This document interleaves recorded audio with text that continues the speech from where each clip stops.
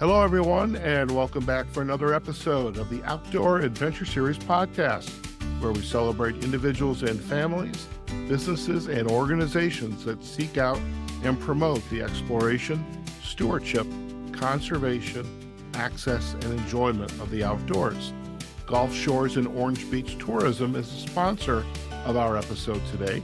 Warm temps and fresh seafood make the Alabama Gulf Coast the perfect beach destination for your family vacation, couples getaway, outdoor adventure, meetings, conferences, and conventions. Kay Donaldson, director at Alabama Bass Trail, is our guest on the podcast today. The Alabama Bass Trail is a cooperative effort between the Governor's Office, the Alabama Tourism Department, the Alabama Department of Conservation and Natural Resources, and the Alabama Mountain Lakes Tourist Association. Kay, it's a pleasure to have you on the Outdoor Adventure Series podcast. Welcome. Thank you. Anytime I get to tell the great news of the state of Alabama and our freshwater fisheries and even saltwater, even though we don't really focus on saltwater, I love to be able to take the podium and preach the good word on Alabama. So thank you for having me on. It is a pleasure. And I learned from the commissioner at the Department of Natural Resources, and I believe also the director of the water conservation, Alabama has perhaps between their ecosystems, some of the most pristine and popular and challenging fishing locations of anywhere else, at least in the continental United States. And I had never really realized that. Alabama Bass Trail, I mean, where did an organization like this get started? I mean, I imagine it's been around for a while. We've been around for about 14 years. We started actually came together under the idea that BASS, the organization that really started competitive bass fishing, was relocating from Florida to the state of Alabama or to a state. They had a couple of options, and the state of Alabama just made sense. That's where we originated. That's where BASS started in Montgomery. But they wanted a state that was going to be more in line with promoting recreational fishing, really growing that next crop of anglers, and really being having a robust marketing ploy to really reach out to anglers. And so Alabama stepped up, and we had a big meeting in Birmingham, and we had a lot of communities that we knew really feasted off recreational anglers, from Weiss Lake, where the crappie is very big, to Lake Gunnersville, where you catch huge bass as well as great shellcracker. There's lots of great fishing throughout the state of Alabama. And so the idea was born to create something very modular of the Robert Trent Jones Golf Trail, and putting together a fishing trail that people could come to and kind of mark off their list that they've been there, and be a one-stop shop for people looking for a fishing vacation, a mancation, whatever. Maybe it's a family vacation that they want to go to, and working with the different cities throughout the state of Alabama, the governor's office, Department of Conservation, and my office being headed out of the Alabama Mountain Lakes Association. So March the 8th of 2012, we kicked this thing off, and it just has gone over like gangbusters, really. That's fantastic. And I'm going to preach my naivete here to you, Kay. Actually, I think it's more like sharing my vulnerability. I have never really fished in my life. And again, I lived in Montgomery for a year, and that I had shared before the episode and started, and it never even dawned on me that besides perhaps Lake Martin, and there's one other lake that not the Gulf of Mexico, but one other body of water that I knew was around. And it never, for some reason, never set into me about the popularity, the access to all this wonderful natural resources, especially the fishing. And I'm curious, with your work with Alabama Bass Trail, how did you get into this business? Because I mean, just hearing you, your eyes light up and you're smiling. This has got to be Yeah. something you've grown up with, I'd imagine.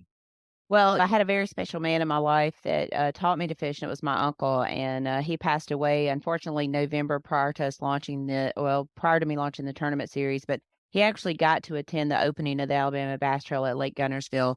But I worked for Alabama Mountain Lakes, and we realized that the top reason that people traveled to the 16 counties of North Alabama was because of the water. Very similar to the Gulf of Mexico, but our people traveled for fishing. They weren't traveling to boat and to recreate, they were traveling to go fishing. And when you look at the 8 lakes that made up the 16 counties of North Alabama, some of the best fishing, whether it be catfishing, because we have monster catfish on Wheeler and Pickwick and Lake Gunnersville, but the bass fishing, the crappie fishing, the striped bass that you can catch that make you feel like you're catching a tuna or a red snapper, they're that big. So really cool dynamic and the ecological type of cover and things that we have and the ecosystems that we have in North Alabama, we really started to do a deep dive in who our visitor was and what they were coming for, and we found out that fishing was the number one reason people were coming to North Alabama. So it just made sense for us to really capitalize on that and expand our marketing efforts in that way. So when this all came about with the state, a lot of people just felt like I was a normal uh, fit for that, for me to head up the Alabama Bass Trail. I got to meet with Governor Bentley, give him some of the ideas that I had for this particular project, and he agreed with it, and he was quite surprised as well that a female would be excited about a project like this, and it was something that I was very excited about. I'm still to this day the only full-time employee that runs the Alabama Bass Trail and our tournament series. I do love it. I do love the state of Alabama. And when you think about the God-given natural resources that we've been given in the 23 public bodies of water, and then you accent that with the awesome state parks that we have and all of those things that go into making a memory for a family or for a guy's trip or even a ladies trip that want to get away with a book club and get to a state park and be able to sit and watch the sunset over one of our Great Lakes. It just, there's just endless possibilities when you're marketing something so beautiful, and then you think about the people who actually use the reservoir to feed their family. There's just so many cool things tied to the water in the state of Alabama, and I'm just fortunate to get to work and promote that. A career coach, career development coach, which is my day job.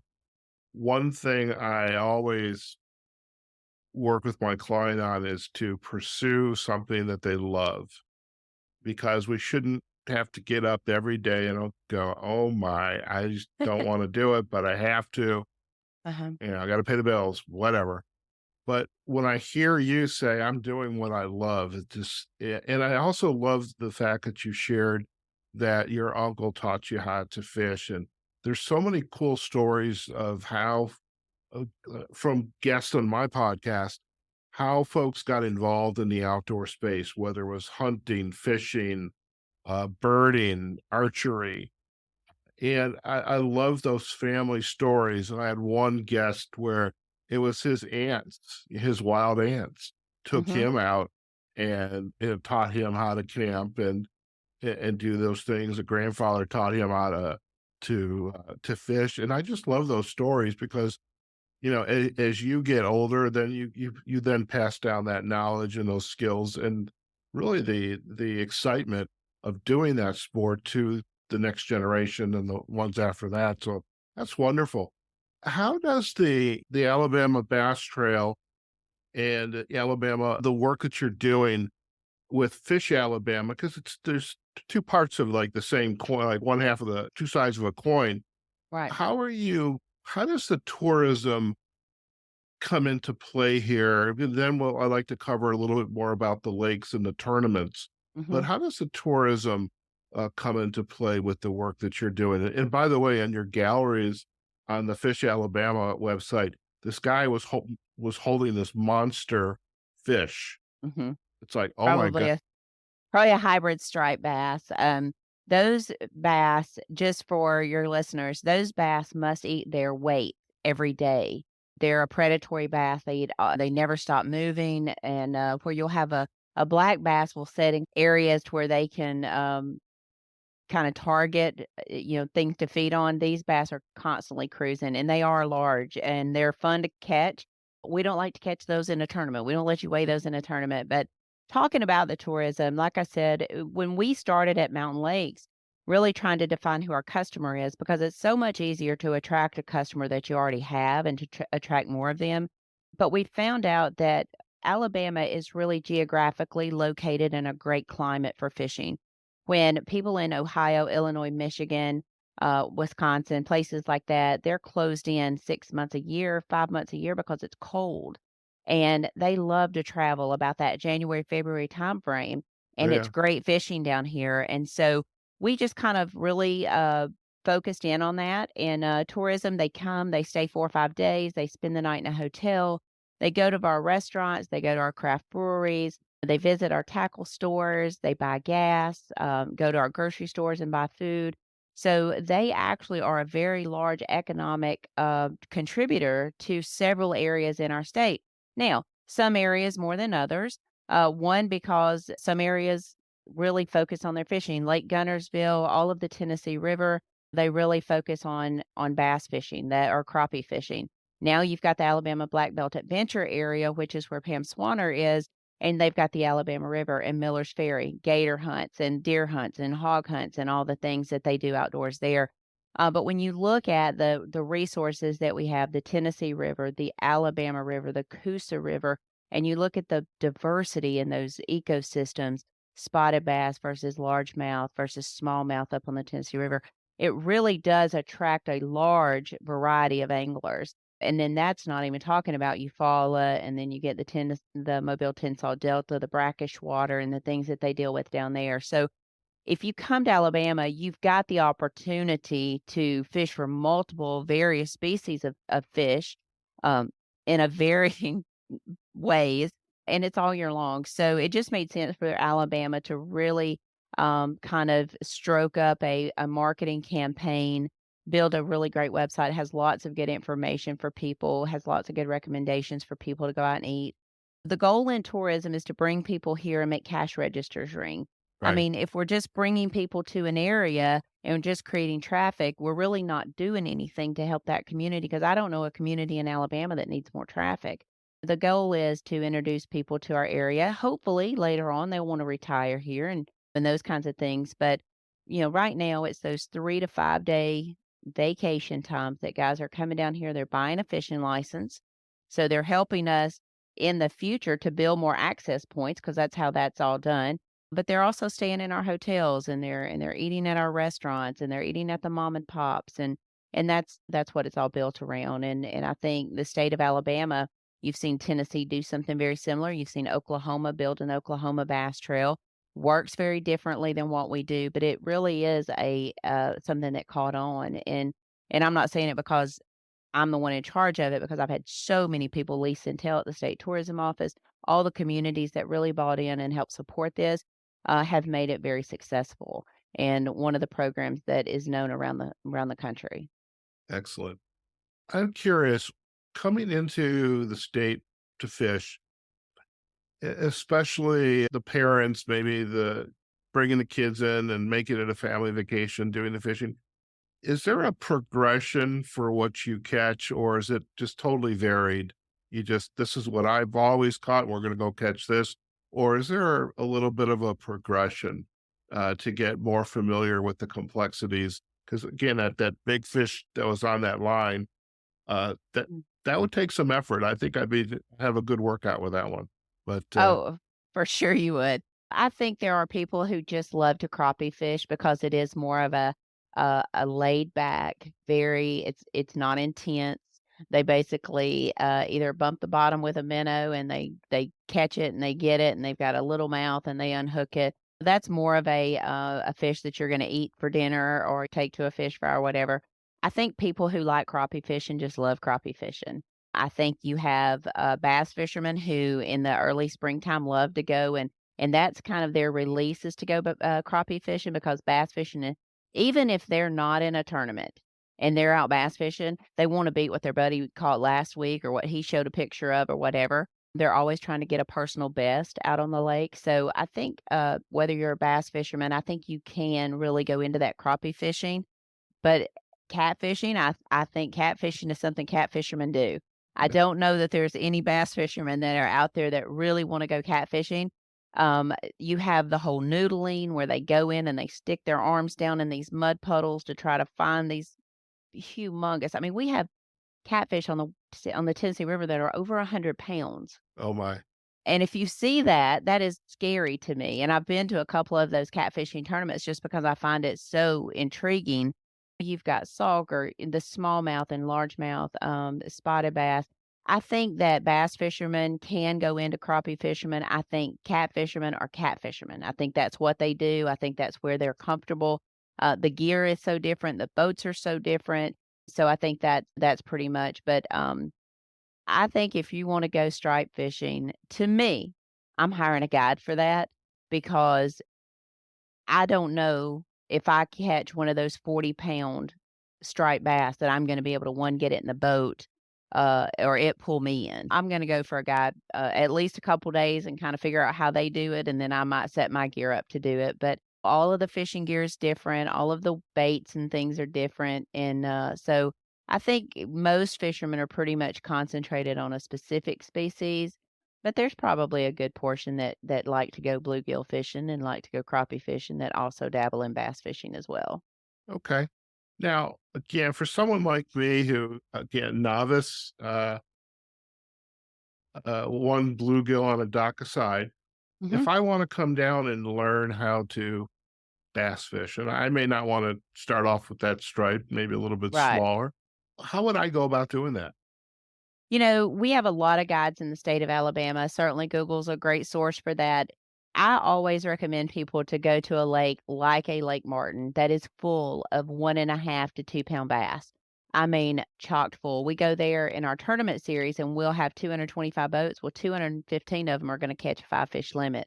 And a lot of them are going to remark on stage they caught 40 fish that day or 50 fish that day. So you want to take someone who's a novice, you want to take them catching. You Mhm. don't necessarily wanna take them fishing. You wanna take them catching. If you really wanna introduce someone and get them hooked on the sport or just the game of fishing, you wanna take them somewhere where they can actually go catching. Lake Martin is a great place to do that. That lake is just chocked full of pound-and-a-half, 2 pounders. So I highly recommend going to a Lake Martin. There's a lot of those type of lakes in the state of Alabama. You can go to a private, county lake and do that. But I highly recommend places like Lake Martin, the Coosa River that's packed full of spotted bass that people can get bit very easily. So that would be my recommendation. Certainly Google, and if you don't have a boat, look at hiring a guide. They can show you tricks and techniques, and they have all the gear, so you don't have to make a huge, large investment to do that. And they're going to take you to where the fish are. You're not going to have to sit around and search on a 69,000 acre Lake Gunnersville. And you would think, I've said this to myself, this 69,000 acres, I can catch 5 fish in here surely. And I've taken 3 to the scale to weigh in a tournament. So it's not as easy as it looks like on a 30-minute TV show, I can tell you that. But Lake Martin is one of those lakes that I think everyone who wants to go bass fishing should go to Lake Martin because they can go catching and not fishing. I love that. I love that. Yep. Uh, Let's talk a little bit about the Bass Trail. How many lakes make up this trail? We have 13 bodies of water that make up the Alabama Bass Trail, and those lakes were selected based on a lot of things. Mainly, it was areas that we could also bring people there and have places for them to stay, places for them to eat, places for them to spend their money. There's easy access to the lakes, plenty of boat ramps that you can get in, whether they be a state funded boat ramp or a city funded boat ramp. Made sure that they had plenty of access, but then also they needed to have a resume. These lakes needed to have a little bit of story because we couldn't develop a story for 13 lakes in the short amount of time we had. Luckily, the state of Alabama, working through different writers associations, probably one of the most written about states in the country when it comes to fishing. A lot of that's crappie, but a lot of it's bass as well. So that's kind of how we determined the 13 lakes out of the ones that we took. Now we started with 11 and then added Lake Martin and added Weiss Lake to those. So I think that was in probably 2015, 2016, we added those lakes to the Alabama Bass Trail. But it was a combination of about 25 people sitting in the room, and we set some criteria for how these lakes were going to be identified. And then we did, and we went to work on trying to identify access points, support systems like hotels, restaurants, things like that, as well as guides that service those lakes. and really tried to make it a one-stop shop. When people are traveling and wanna set up a vacation, they don't wanna have to look 90 different places to get their information. So that's what we did with the Fish Alabama site. I see. Now, if there is a tournament, is I would imagine, well, I don't imagine, I'm gonna ask the source. Is there a tournament on each one of these lakes every year? Is that how this works? And how does the whole tournament, get planned and executed? Well, not every lake gets a tournament every year because we have a limited number of events that we can do. We try to go to every lake. There are some lakes that are in communities that don't want to host tournaments because one, they don't have the staff to do that or they don't have the budget to do that. So we do a bid process. The communities bid on our tournaments and we place them in that fashion. We try to go to the lakes when they're gonna fish the best because who wants to bring 225 people there and not catch fish and people have a miserable experience? So we try to plan the tournaments in a way that they're going to be at the best lake at the best time. And then we secure all the funding, through sponsorships, through the entry fees to pay for the tournament.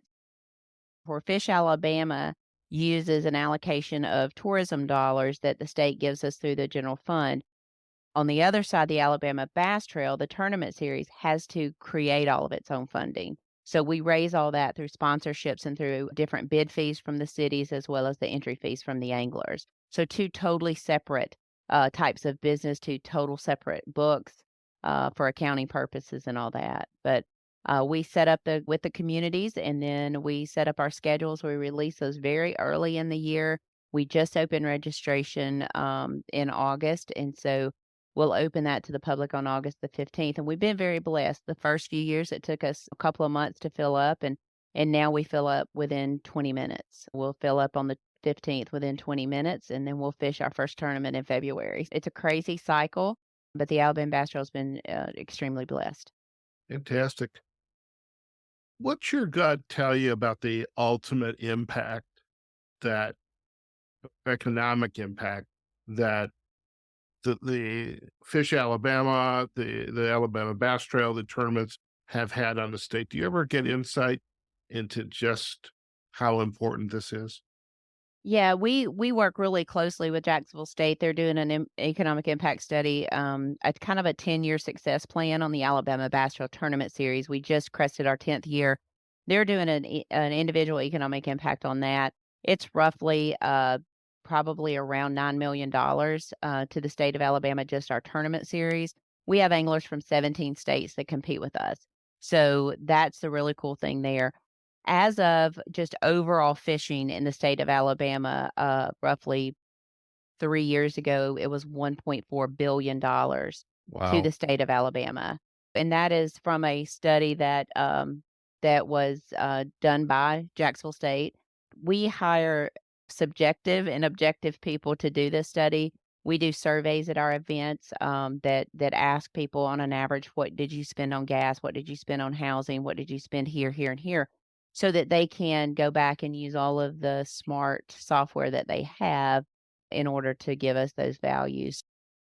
Marketing people, we like to kinda make numbers dance, so that's why we always contract with an outside source, for them to give us a realistic, opinion of that. When COVID hit, it kinda shut us down for a little while. Mhm. Weren't able to gather in big groups even though we were outside, and we were really concerned about that, but I remember getting a phone call from Lee Centel, and he said, 100% outdoor recreation, fishing, the outdoors will be the reason the state makes the comeback quicker is because we already have that foundation set. And we did not have tournaments March and April. We came back in May with a vengeance and we made up our season. We didn't cancel any events and we're able to be part of the comeback. And it felt really good for our anglers to know that and to know that they were making a difference because tourism took a big hit. In the rural areas, it took a big hit. The Gulf, I think, probably saw more business, after that initial 30 days, but rural areas like Camden, Alabama, like Lincoln, and I say rural, um, to me, like Weiss Lake and Leesburg and places like that, they suffered because of COVID, And then when we came out of COVID, we saw the Birminghams, Montgomerys, and Huntsville lag behind because that was the business travel. So those are areas that needed events, and you saw Huntsville come in and they made a place for the kayak fishing people at Ditto Landing, and they realized that, hey, we're too heavy government, and maybe we need some more recreational type business in here because all these other areas recovered quicker. And we relied on that business traveler that didn't travel again. They were doing similar to what you and I are doing. They were Zooming, they were doing. So you also saw that recreation has changed a lot of the tourism agencies to say, hey, we may need to be more diverse. We don't need to just rely on convention business or business travel business. We might need to get outdoors and see what we can develop there. And working with Department of Conservation and through their archery programs and their birding programs and the things that they have going on, it really has diversified a lot of tourism agencies and how they are approaching their business now. Very good. The the tournaments themselves, you were sharing some numbers, 200, 300, and I imagine these are the contestants in the Hmm. tournament. They're gonna Hmm. pay a fee to come. I imagine there's criteria for what's accepted or not. Hmm.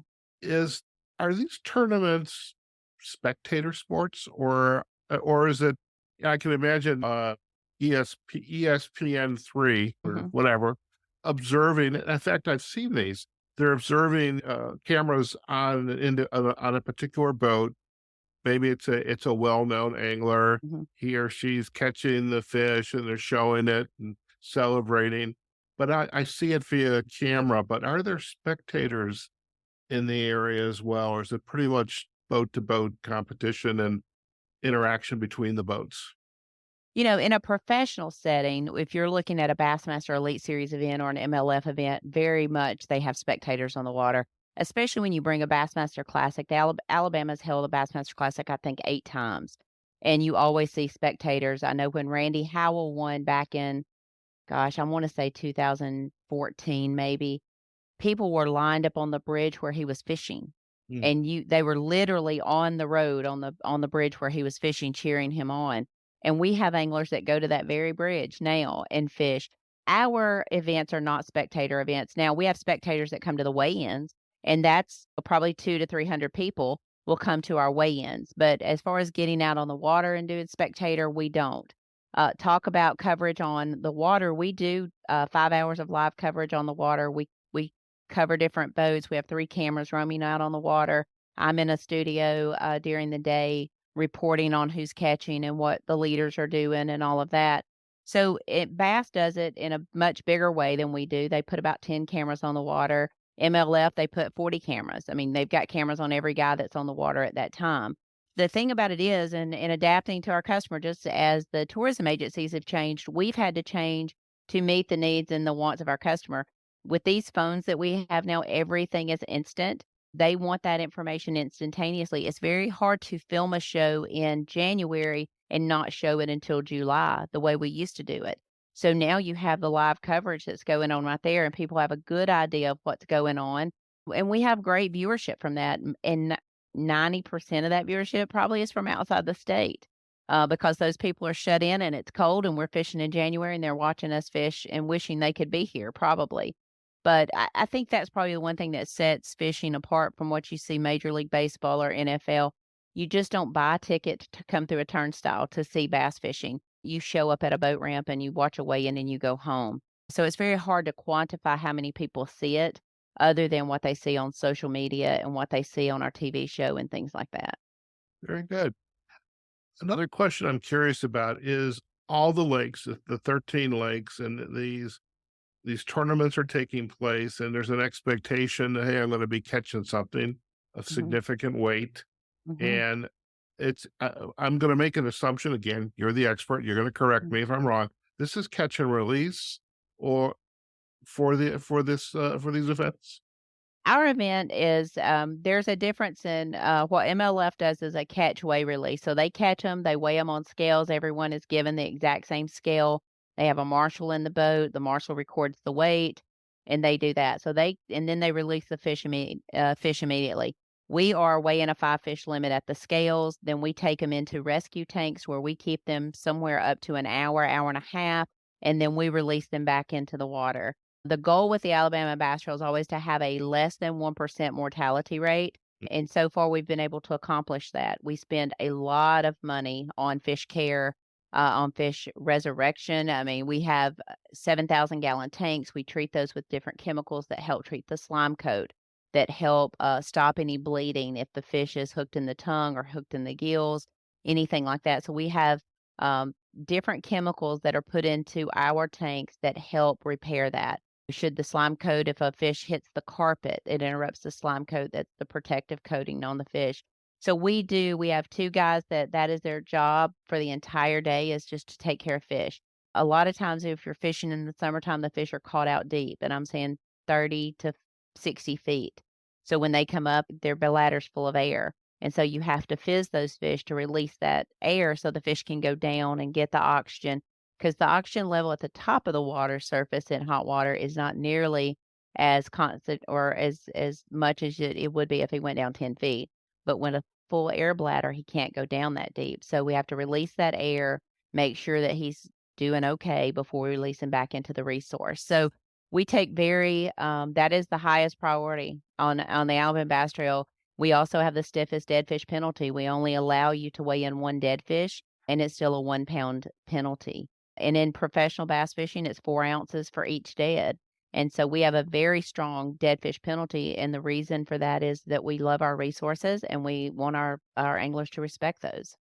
Very good. And I have to say, I learned something new about the bladder. So, wow. Yeah. So I wish my mom, may she rest in peace. I wish she was around. I can call her, Mom, what did I learn today? So I love that. Thank you for sharing that. No Um, problem. so we have the care and safety of the fish. How do you ensure and work with the state agencies, perhaps even the federal agencies, to keep the lakes healthy and the fish healthy and allows them to reproduce? What effort is going on there? We work really closely. I say really closely as you can work with state agencies. We're marketing people. We're event holders. We are not biologists. So we report to the state. It's called BAIT. It's the Bass Anglers Information. I can't remember what the T stands for, but we fill out this report every time we have a tournament, and we talk about how many teams we have, how many of them caught limits, how many of them caught over 1 bass, how many 5-pounders we had caught, how many 8-pounders we had caught, how many smallmouth, largemouth, and spotted bass that were caught, and then we give a total overall, weight, and then we give the weight of our big fish. So we're reporting to them what we see at the weigh-in tanks. We make any notes if we see that the fish have any marks. And in Eufaula a couple years ago, there was a lot of fish that had the red sores on them. It's a very common occurrence when fish are in hot water with very little cover. So we report that to the state. Just 2 years ago, we had a tournament on Lake Jordan, and we only had 2 3-pounders weighed in. Typically, we would have 3 4 5-pounders weighed in. We had none of those. So, of course, I report our stuff to the state, and then I turn around and make a phone call and say, "Hey, I just don't know if y'all have recognized that this 4 and 5 year class of fish is missing. What happened 5 years ago? What happened 4 years ago? Well, we had a flood during the spawning time.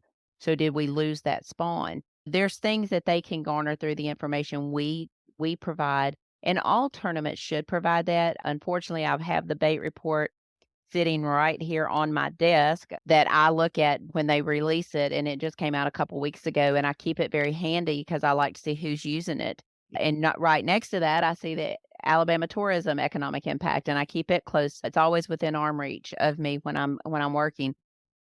I encourage all tournaments to do that. The only way the state can know, from a tournament perspective, because we go at all times of the year too. So I think it's just important that all tournaments take that responsibility very seriously and have an open dialogue with the state, as well as with our people at Alabama Power. When we go out and we work with them to do shoreline grass planting, because of natural erosion and things like that, shoreline grasses are very important when we go out and we do shocking. and we see the results from shocking surveys, whether we do that with TVA, Alabama Power, or with the Department of Conservation. We do sea nets, and we go out and look at the catches there. That's part of our stewardship responsibility, and we shouldn't just be out here from my standpoint, the state making money off these resources if we're not doing our part to take care of them. So we're very active with the Department of Conservation, as active as we can be. There's some things we're not allowed to participate in, as well as Alabama Power and TVA. We do as much with them as we possibly can because we're very invested in these bodies of water.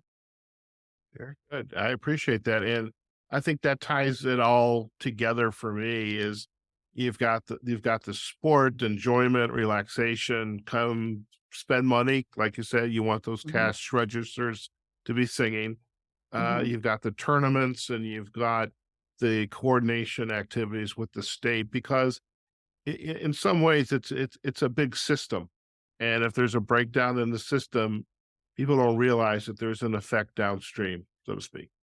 And I love the 100%. way you've painted that picture of how this all works together. I am curious with and I was aware of the Robert Trent Jones courses, the golf courses, because when I had a friend that lived in Huntsville, I remember coming down with to golf with him for a couple days, which brings a question to mind: where's the farthest someone has traveled, say, to bring their family or to experience these wonderful, lakes and the fishing experience, or perhaps even where's the farthest they've come for a tournament?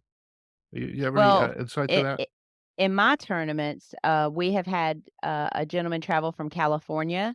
Now he's originally from Foley, so he's very familiar with Alabama.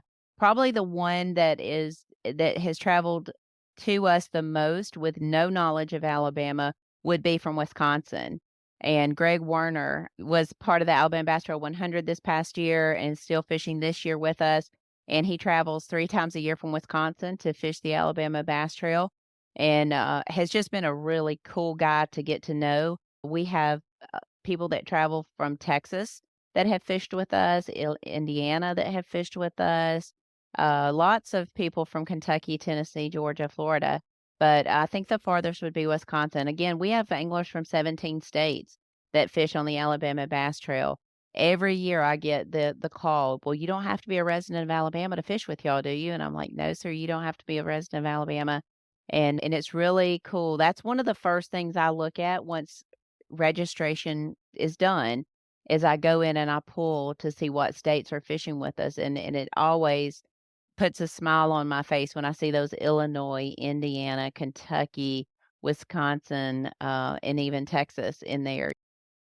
We expect our touching states to participate, but when you start getting outside of that and you see the Arkansas and all that, that's pretty cool. Very good, very good.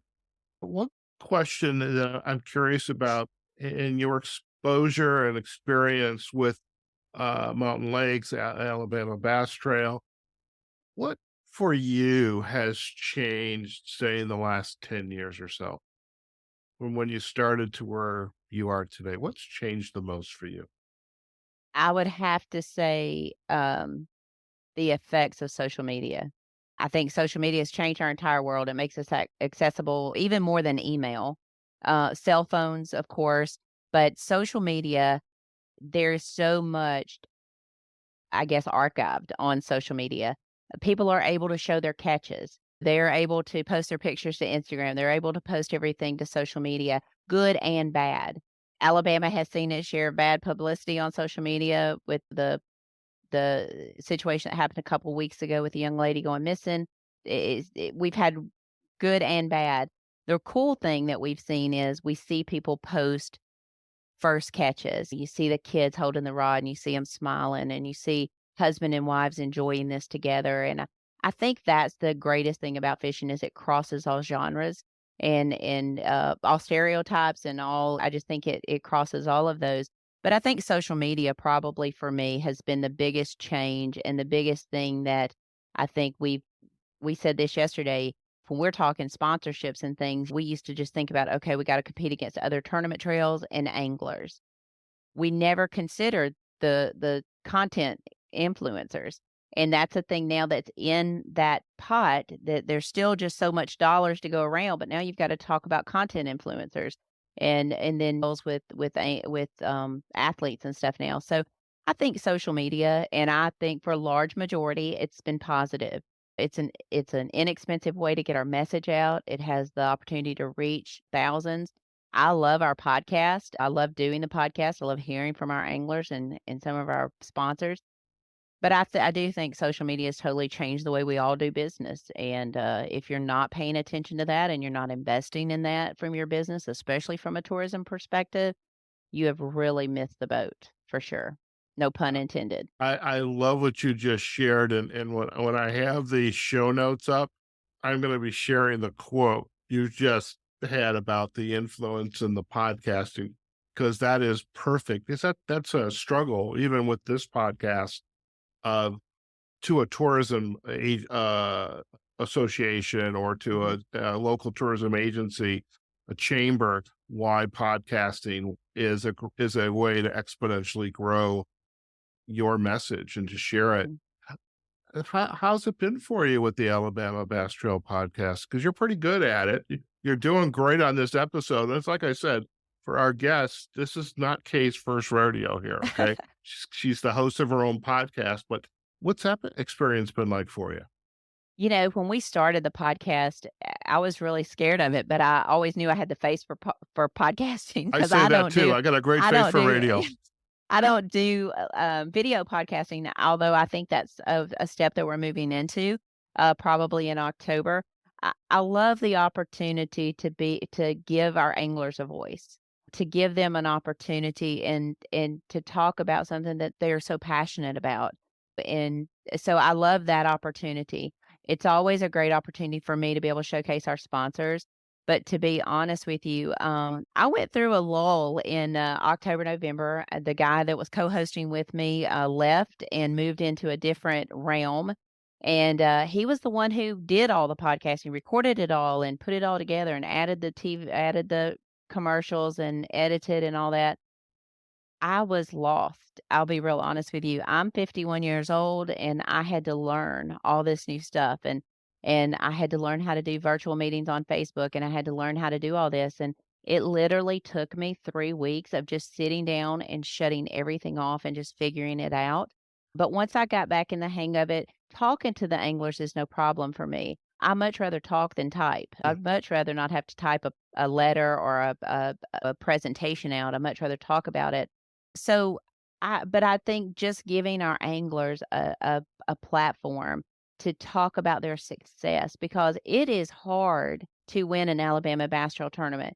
224 teams going out every time you're going out, and your boat number plays such a significant role, and for these guys to battle through the weather conditions and the boat number and the whatever else they have going on at work and their personal life and whatever, and being able to talk about that and celebrate that, I think is probably one of my favorite things about the podcast. Sometimes I worry about having good relative content because it's hard to come up with something new. Now, if I could sit and talk about, I've added a little series at the end of our podcast now that talks about all the great things to do, see, and buy in Alabama, and that's kind of neat because I get to talk about places I've actually experienced and encourage people to go out and do that. I'm not an influencer. If I'm an influencer on anything, it's what boots to buy because I do have a huge selection of those. But I think probably just giving our anglers, that's what live was about to me. Because before live, I'd come to boat check and at 6:30, boats are gone. Kay would go back to her room and try to take a nap and be at the weigh-in at 1.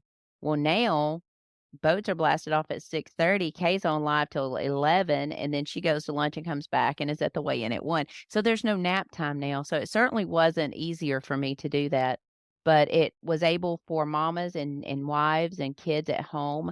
The amount of pictures that I get of wives that'll take a picture of their son sitting there watching daddy fish on live is amazing to me because we tell them a couple days early if we're putting a tracker on them or we're putting a camera on them so they can tell their families and to be able to see that, and to see the little kids running around with their ABT shirts on. I think just the live and the podcast and everything we can do to give our anglers a bigger platform to share their passion is that to me makes it worth every bit of angst that I have to sit down and write what content we're gonna have for that week.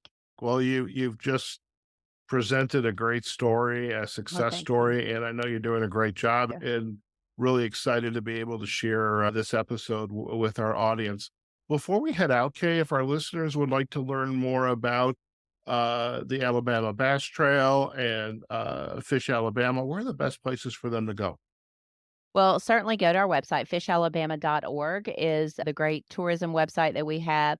We also have social media with Fish Alabama, both on Facebook and Instagram. And then if you're interested in the Alabama Bass Trail Tournament side, it's alabamabasstrail.org. Also, you can find us on Facebook, Instagram at Alabama Bass Trail, Alabama Bass Trail 100. And then, of course, go to YouTube, Alabama Bass Trail TV. You can watch episodes, highlight videos, and past weigh-ins there. Everything you wanna know about Alabama Bass Trail Tournament Series, you can find online, no doubt about it. Fantastic. Well, we are looking forward to sharing all this great information and this episode with our listeners. And I really want to thank you for taking the time out of your busy day. If you're like me, you probably have a couple episodes you have to edit and get ready for publishing, but us podcasters know all about that. But Yeah. I want to thank you again. This was a great interview, and I appreciate. I warned you it'd be about 30 minutes, and now here we're going close to 50.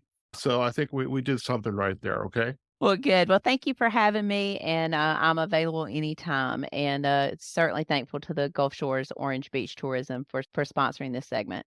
Fantastic. Listen, stay in the line. We're going to do a quick close, and you and I can have a final chat. Okay. Okay. All right.